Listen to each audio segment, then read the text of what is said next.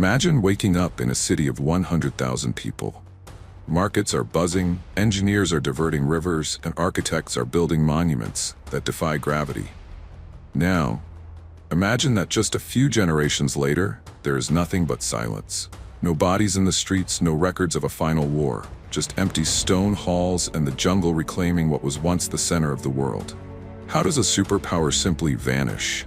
Today, we're uncovering the chilling stories of 10 civilizations that left behind everything, except an explanation. Deep within the emerald jungles of Central America, a civilization didn't just survive, it thrived against all odds. These were the Maya. By 250 AD, while Europe was entering the Dark Ages, the Maya were building skyscrapers made of limestone. Imagine walking into Tikal or Palenque at their height. You'd see pyramids like Templo Fourth soaring 200 feet into the clouds, painted in vibrant blood red and deep blue. The Maya were obsessed with time. Not just hours and days, but cycles of millions of years. They were the world's first true mathematicians to master the concept of zero. Their astronomers could predict solar eclipses and the orbit of Venus with an accuracy that matches modern NASA data. They weren't just farmers. They were cosmic architects who believed their kings were the bridge between the gods and the earth. Every stone they laid, every temple they built, was a clock designed to track the heartbeat of the universe. But by the year 900 AD, the heartbeat stopped. The great cities were abandoned, seemingly overnight. For decades, historians looked for a smoking gun, a massive war, or a volcanic eruption. But the truth is far more haunting because it's so relatable. Recent LiDAR technology, which uses lasers to see through the dense jungle canopy, has revealed something shocking. The Maya population was much larger than we ever thought. We're talking 10 to 15 million people. To feed them, they stripped the forests to create farmland and burnt wood to create lime plaster for their massive temples. This led to a self-inflicted ecological disaster.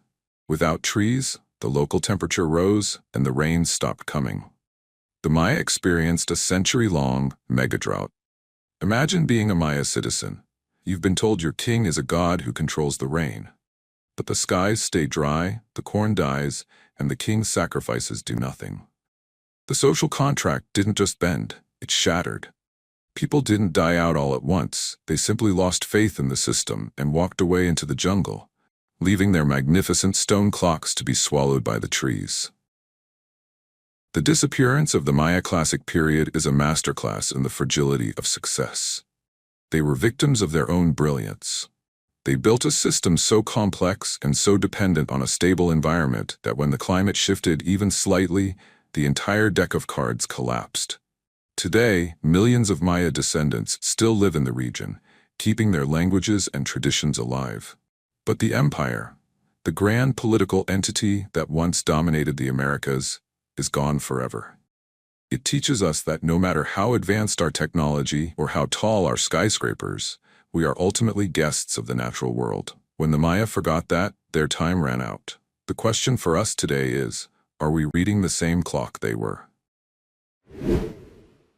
4,500 years ago, while the Egyptians were sweating over giant pyramids for their dead kings, a completely different kind of genius was unfolding along the banks of the Indus River in what is now Pakistan and northwest India. These people weren't interested in monuments for the gods. They were interested in plumbing. Welcome to Mohenjo-Daro and Harappa. Imagine a city laid out in a perfect grid, like Manhattan, but 4,000 years earlier. Every brick was baked to the exact same proportions. Every house, no matter how small, had access to a private bathroom and a sophisticated sewage system that ran beneath the streets. There were no massive palaces, no towering temples, and strangely, no evidence of a standing army. For centuries, this was a civilization of middle-class merchants, artisans, and engineers who lived in a state of organized peace that the modern world can barely dream of. They traded jewelry and cotton as far as Mesopotamia, and they did it all with a standardized system of weights and measures that was more consistent than anything else in the ancient world. But here is where the mystery deepens. Unlike the Maya or the Egyptians, we have no idea what these people thought. Why? Because we cannot read their writing. We found thousands of soapstone seals featuring strange symbols and animals, unicorns, elephants, and bulls, but the Indus script remains one of history's greatest uncracked codes. It is a silent library. And then, around 1900 BC, the perfection began to crumble. For a long time, historians thought a barbarian invasion wiped them out. But when archaeologists looked at the skeletons left behind, they found no signs of trauma from weapons. Instead, they found signs of something much slower: disease and malnutrition. The latest research points to a radical geological shift. The Great Saraswati River, a lifeline that ran parallel to the Indus, began to dry up due to tectonic shifts. As the water moved, the cities couldn't. The sophisticated drainage systems clogged with silt. The grids broke down. The urban perfectionists didn't go out with a bang. They faded away as they abandoned their homes to follow the retreating water toward the Ganges Valley, eventually melting into the local populations and leaving their magnificent cities to be buried by the dust of the Thar Desert. The Indus Valley civilization teaches us a humbling lesson about the middle-class trap. They built a world based on extreme efficiency and standardization. It was a machine that worked perfectly, as long as the environment stayed the same. But when the climate changed and the rivers shifted, their rigid perfection became their downfall. They were too organized to be flexible. They left us the blueprint for the modern city: the grid, the drain, the standardized brick. But they also left us a warning. A society that prioritizes how it lives over why it lives might find itself with the best plumbing in the world and no one left to use it. They are the ultimate proof that you can be peaceful, prosperous, and perfect, and still be erased by the shifting sands of time. In the heart of the Cambodian jungle lies a stone miracle, Angkor Wat. But to understand the Khmer Empire, you have to look past the famous lotus-shaped towers. At its peak in the 12th century, Angkor wasn't just a temple. It was the largest urban settlement on the entire planet. While London was a muddy town of 15,000 people, Angkor was a sprawling metropolis of nearly 1 million. The Khmer kings were god kings, and their power was built on a single obsession: water. They didn't just pray for rain, they captured it. They built a massive, interconnected network of barais, gigantic man-made reservoirs. The West Barai alone is 5 miles long and can hold 50 million cubic meters of water. This wasn't just for drinking, it was a hydraulic machine. It allowed them to harvest rice 3 times a year, feeding an army and a workforce that could move millions of tons of sandstone to build cities that looked like heaven on earth. For 500 years, the Khmer were the undisputed masters of Southeast Asia, creating an empire that seemed as eternal as the stone it was carved from. So how did 1 million people just leave? For centuries, we thought it was a sudden Thai invasion that ended the empire. But modern tree-ring data and satellite imagery from NASA tell a much more complex story. The Khmer didn't just build a water system, they built a system so complex that it became impossible to manage. In the 14th and 15th centuries, the climate became chaotic. Decades of severe drought were followed by years of catastrophic monsoons. The hydraulic city was built for stability, not for extremes. When the massive floods came, the water smashed through the silt-filled canals. The infrastructure that gave the Khmer their power became their greatest liability. As the canals broke, the rice crops failed. As the crops failed, the god king's divine authority withered away. Recent excavations show that the elites didn't wait for a war to end things. They simply moved south toward the coast, looking for better trade routes and more reliable weather. Angkor wasn't burned to the ground. It was slowly choked by its own broken plumbing and the encroaching jungle. It was a slow-motion collapse where the very technology that made them giants eventually made them vulnerable. The fall of the Khmer Empire is a haunting mirror for our modern world. We often think that more technology and bigger infrastructure make us safer. But Angkor shows us that the more complex a system becomes, the more points of failure it has. When you try to control nature completely, nature eventually finds a way to push back. Angkor Wat remains today as a stunning ghost, a skeleton of a machine that once ran on water and faith. It reminds us that no matter how much gold or stone we pile up, we are always at the mercy of the rivers and the rain. The Khmer were masters of the earth, but in the end, the earth took its land back. It's a 500-year-old lesson in humility. The more we try to force the world to fit our design, the harder it is to adapt when the world decides to change. Long before the philosophers of Athens or the legions of Rome, there was Crete. Around 2000 BC, while much of the world was still struggling with basic survival, the Minoans were building a society that felt impossibly modern. If you could step into the palace of Knossos at its peak, you'd be stunned. You wouldn't see grim fortresses or bloody war monuments. Instead, you'd find vibrant frescoes of leaping dolphins, elegant women with intricate hairstyles, and young men performing bull leaping, a sport that was as much a dance as it was a sacred ritual.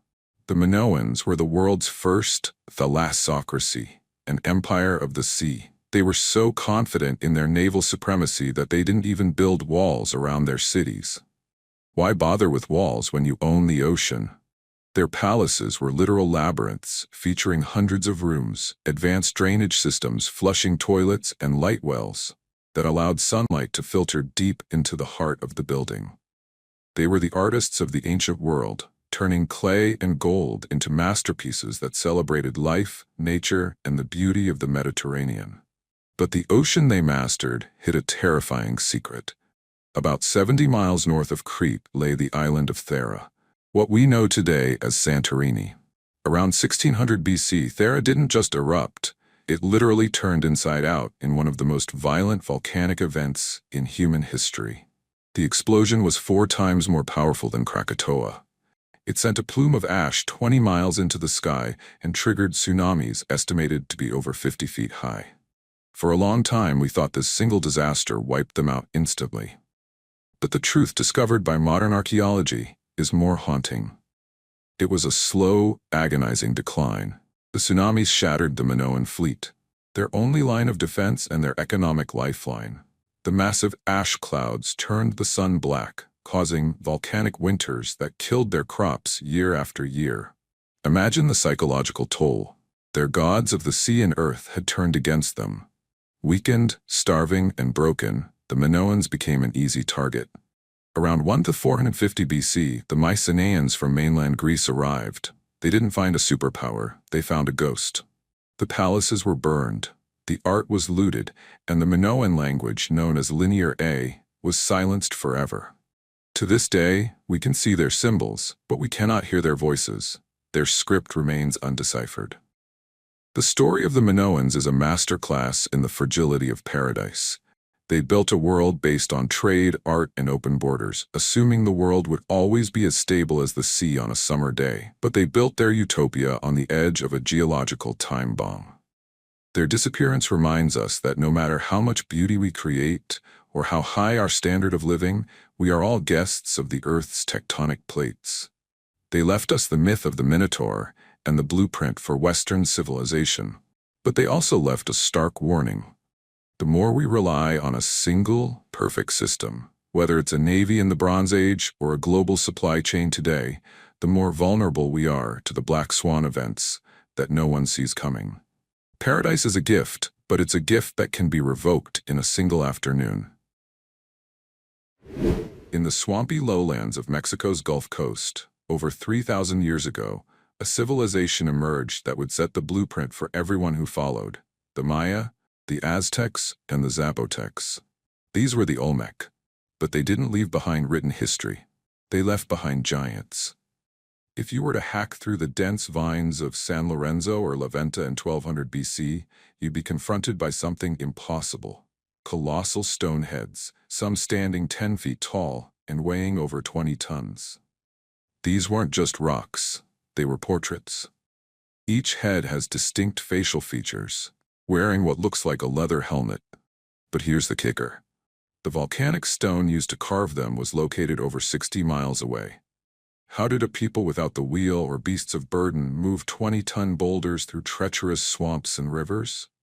The Olmec were the first true engineers of the Americas, creating massive earthen pyramids and the first drainage systems in the Western Hemisphere, all while establishing a complex religion centered around a terrifying and sacred figure, the were-jaguar. The Olmec weren't just the mother culture because they were first. They were the inventors. They gave the Americas the ball game, the concept of blood sacrifice, and likely the first calendar system. But around 400 BC, the lights went out. The great city of Laventa was abandoned, and this is where the story takes a bizarre turn. Unlike other civilizations where cities were destroyed by invaders, the Olmec sites show signs of something intentional and internal. Many of the colossal heads were systematically defaced or decapitated, and then, most strangely, they were buried. Archaeologists found massive pavements made of precious green serpentine stone, buried deep underground as soon as they were finished. It's as if the Olmec weren't building for the living or even for the future. They were performing a massive citywide ritual. Was it a revolution against the elites? Or did the environment turn against them? Evidence suggests the rivers, their lifelines for trade and farming, began to silt up and change course due to volcanic activity. When the water moved, the Olmec didn't just fight for survival.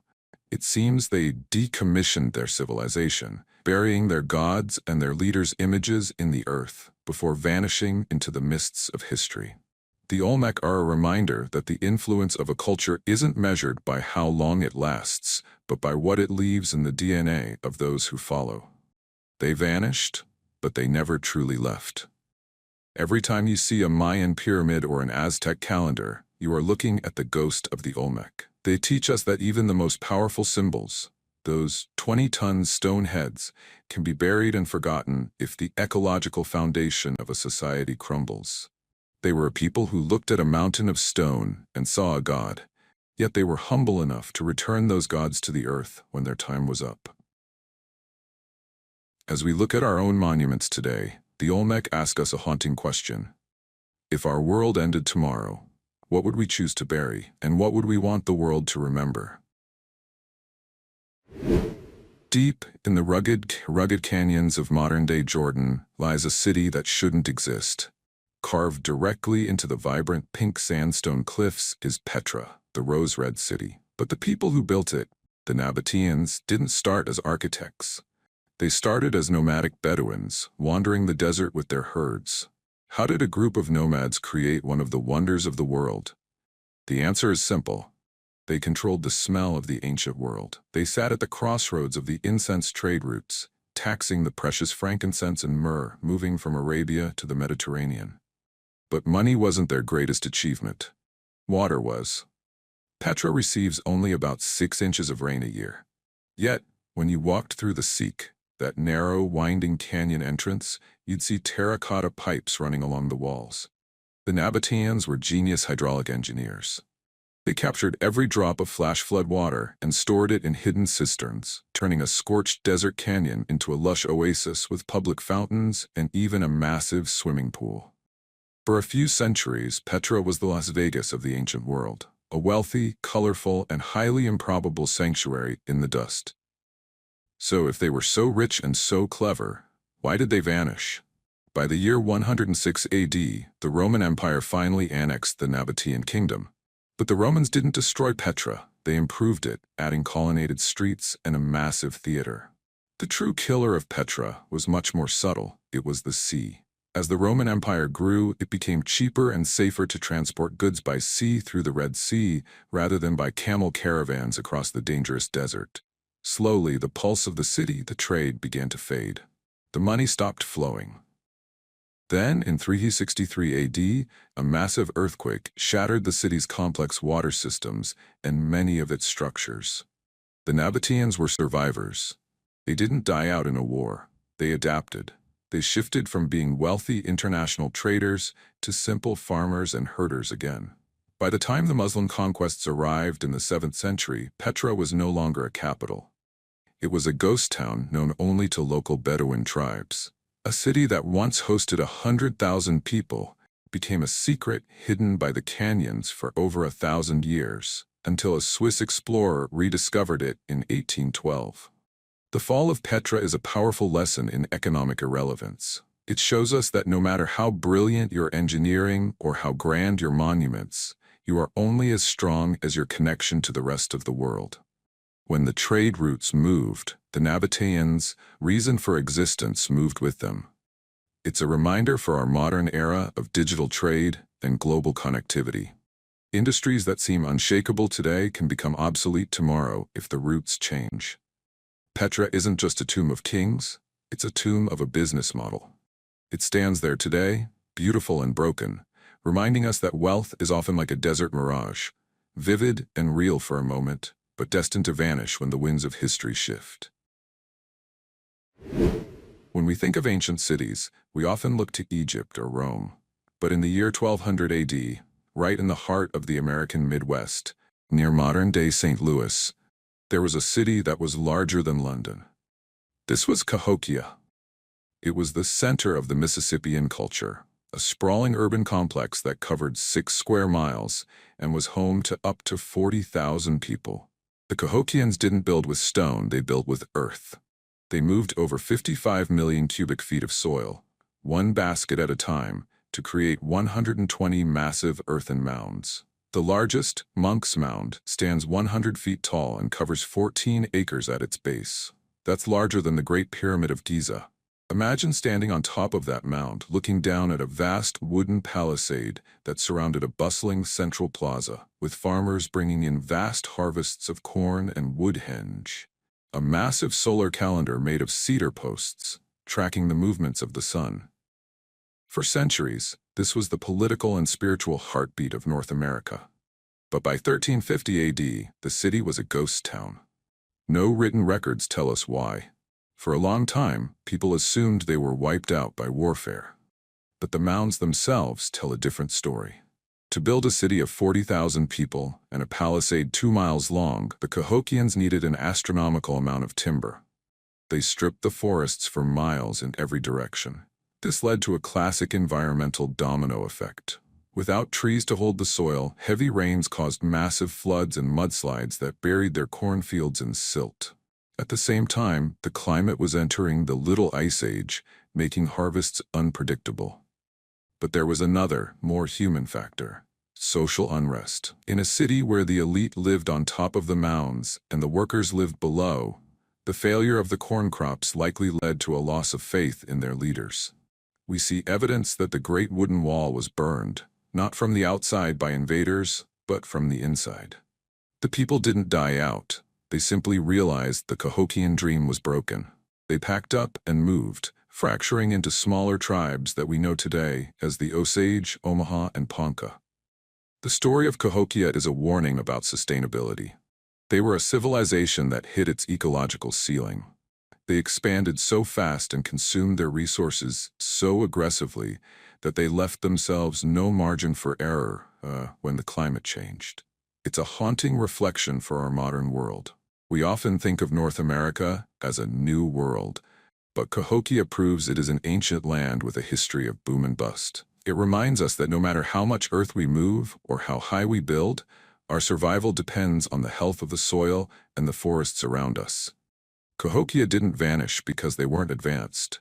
They vanished because they forgot that a city is only as strong as the environment that supports it. Today, Monk's Mound still stands, a silent green mountain watching over the highway, a reminder of a greatness that literally ran out of wood. In the sun-scorched canyons of the American Southwest, specifically the Four Corners region, lies one of the most defying architectural feats of the ancient world. They are the ancestral Puebloans, formerly known as the Anasazi. While other civilizations built upward on flat land, the Anasazi went to the edges. Imagine looking up a 500-foot sheer sandstone cliff and seeing a palace tucked into a massive natural alcove. This is Cliff Palace in Mesa Verde. By 1200 AD, they had built incredible multi-story apartment complexes with over 150 rooms, accessible only by precarious hand and footholds carved into the rock. They were master farmers in a land with almost no water, developing sophisticated dry farming techniques to grow corn, beans, and squash. They built a vast network of roads and great houses like Chaco Canyon, which served as a massive ceremonial and astronomical hub. The Anasazi weren't just surviving the desert, They were choreographing their lives to the movements of the sun and the stars, etched into the very stone of the canyons. But then, around 1300 AD, everything changed.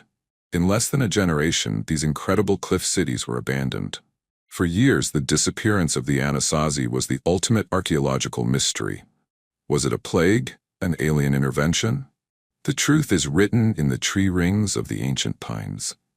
In the late 13th century, the Southwest was hit by the Great Drought, a brutal 30-year period with almost no rainfall. But the drought wasn't the only factor. If it was just about water, they could have moved much sooner. Something darker was happening. Recent excavations have found evidence of defensive walls, burnt rooms, and even signs of extreme social violence. The insight here is resource conflict. As the corn failed, the once peaceful society fractured. The move into the cliffs wasn't for the view, it was for defense. They were hiding from each other. The cliff dwellings were essentially high-altitude bunkers. Eventually, the social fabric tore apart completely. The Anasazi didn't vanish into thin air. They walked away from their stone fortresses, leaving behind pots of food and tools as if they intended to return tomorrow. They moved south, becoming the ancestors of today's Hopi and Zuni peoples, leaving their silent cliff cities as a testament to what happens when climate change meets social collapse. The Anasazi teach us about the psychology of survival. They showed us that a society can be incredibly resilient and technologically brilliant, but it can still be broken by the fear of scarcity. Their move to the cliffs was a desperate attempt to protect a way of life that the environment could no longer support. Today, when we visit Mesa Verde or Chaco Canyon, we aren't just looking at ruins. We are looking at the remnants of a choice. The Anasazi chose to leave their monuments behind to save their people.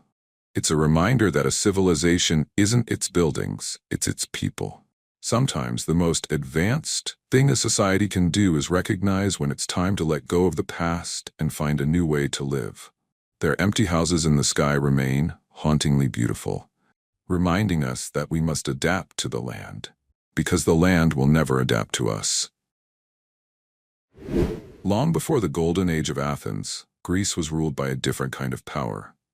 These were the Mycenaeans, the fierce, gold-clad warriors of the late Bronze Age. If you stood before the Lion Gate of Mycenae in 1300 BC, you would feel small. The walls were built with stones so massive that later Greeks believed only the Cyclopes, one-eyed giants, could have moved them.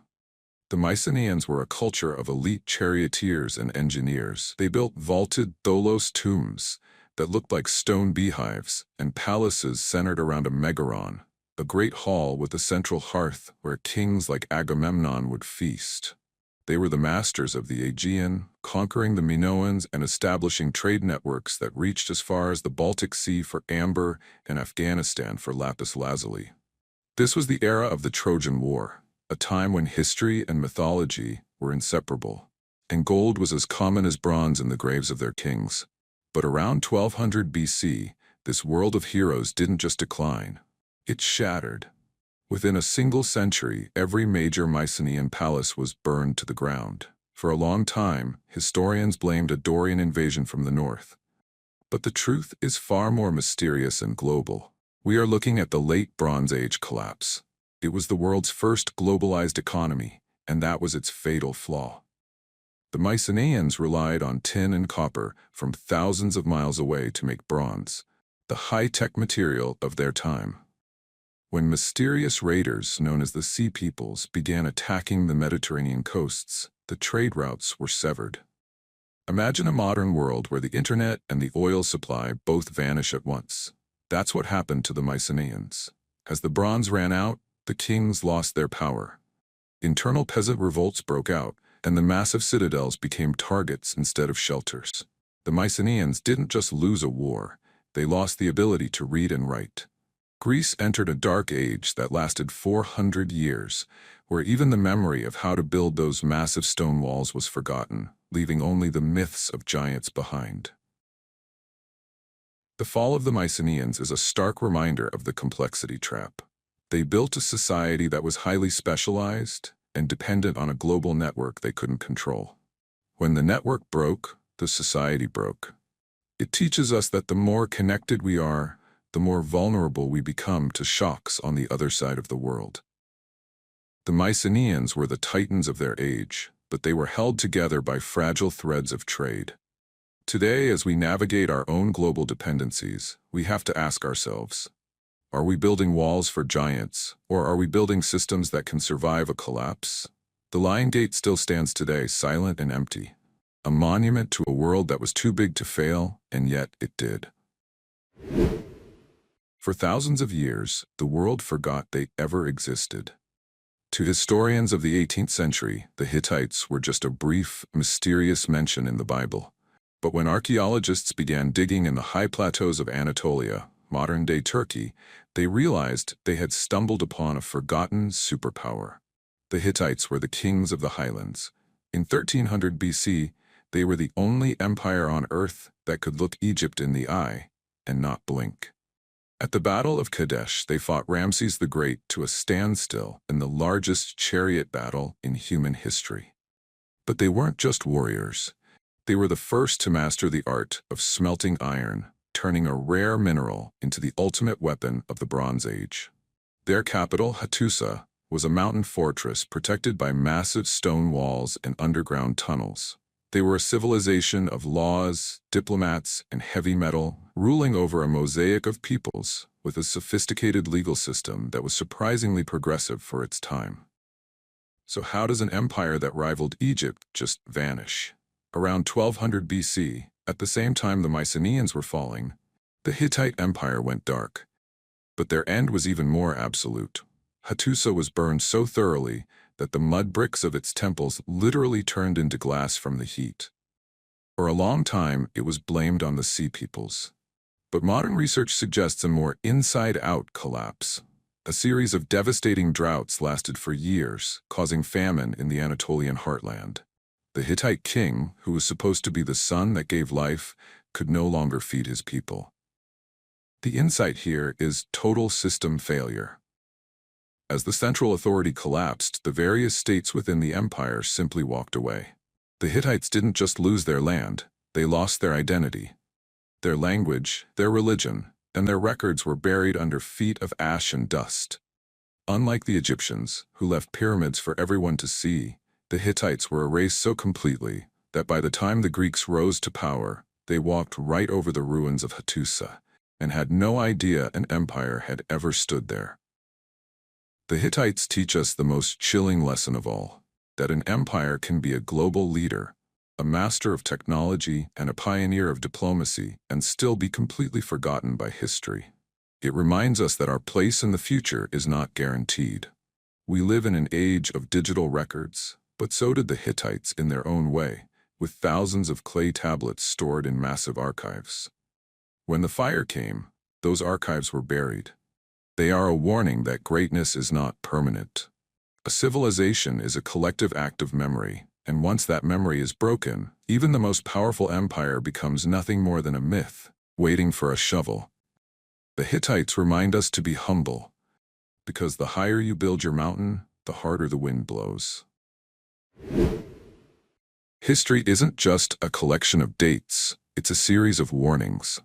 These 10 civilizations didn't think they could fall until they did. The question isn't how they vanished, but whether we are paying enough attention to stay on the map. Thanks for watching, and we'll see you in the next deep dive into the past.